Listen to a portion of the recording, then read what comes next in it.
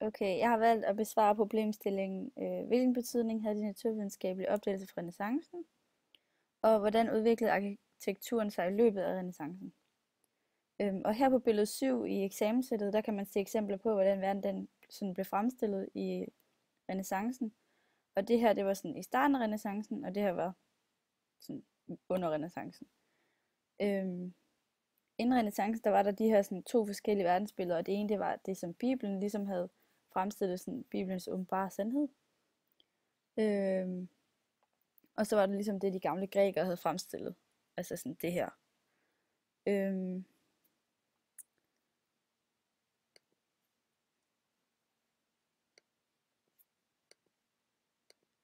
øhm, og det blev så, før i tiden var det så blevet kaldt for det geocentriske verdensbillede.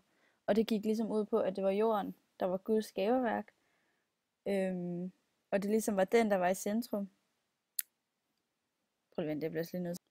Ja, det var så det her, den billede øverst oppe, det er det geocentriske verdensbillede, og det gik ud på, at jorden det var Guds skaberværk, og det ligesom var jorden, der var centrum, og alle de andre planeter og solen og stjernerne, de kredsede rundt om den, og der var ligesom de her kugleformede himle, der også styrede rundt om jorden, og så var ideen, at jo længere ud man kom, jo langsommere kørte banerne, og til sidst, så stod de næsten stille, og i den yderste bane var der ligesom der, hvor Guds sfære var.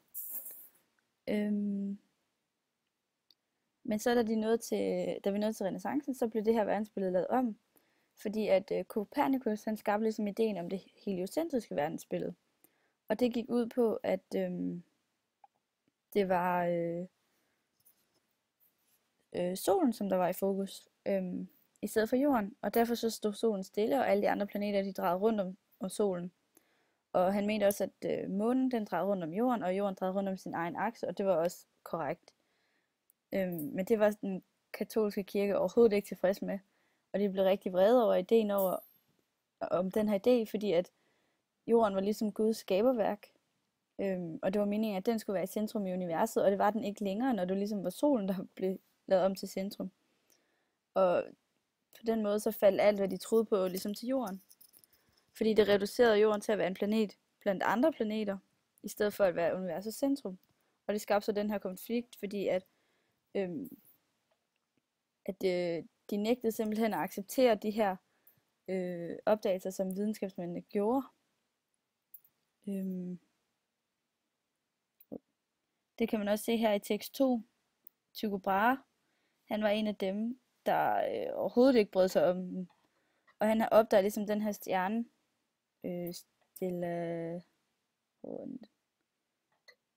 Stella Nova. Og han skriver også, eller han siger også, lad alle filosofer nye som gamle tie. Lad selv teologerne, fortolkerne af de guddommelige mysterier tie. Lad matematikerne beskrive af himmellegemerne tie, og lad dem ikke tro, at de kan fastslå noget bestemt om denne stjernes opståen og forklare det store mirakel. Altså han vil have, at han afviser ligesom det heliocentriske billede. Og han mener, at at det er nogle mirakler, der sker, og man skal bare blande sig udenom på en måde.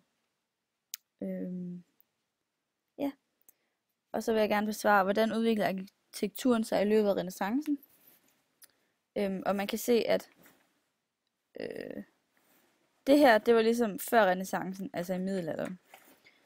Og der var der nogle forskellige, der var den romanske og den gotiske stil. Og her der er det meget præget af den gotiske stil, fordi man kan se, at der er de her høje, smalle rum og sådan nogle spidsbuer-agtige ting. Og så er der også sådan store glaspartier i murene. Og det var sådan, fordi at troen på Gud, det fyldte rigtig meget i de fleste menneskers liv. Og derfor havde kirken simpelthen en meget stor magt. Og kirken havde rigtig mange penge, så de kunne bygge de her kæmpe store, prægtige bygninger. Og det var sådan nogle bygningsværker, der skulle ligesom være til ære for Gud, og som der skulle vise almindelige mennesker, hvor stor Gud var. Altså de skulle ligesom vise hans storhed. De mente også, at når man byggede det højt til loftet, så kom man sådan tættere på Gud, når man var derinde og sådan noget. Men da man så kom til renæssancen, Så kan jeg se her, nu er billedet godt nok vendt forkert, men man kan godt se, at det er blevet en del anderledes, fordi at renæssancens arkitektur, det var mere kendetegnet ved de her sådan enkle grundplaner og plane flader og sådan nogle lige linjer. Og så var der også meget symmetri og harmoni, hvilket man også kan se, det er meget symmetrisk. Der er for eksempel 4 døre, 2 på hver side, og der er sikkert også lige mange vinduer. Og det er meget sådan, det er meget harmonisk bygget op. Og det viser sig også i for eksempel renæssancens malerier, hvor de også begyndte mere at male i flere altså sådan tredimensionelt.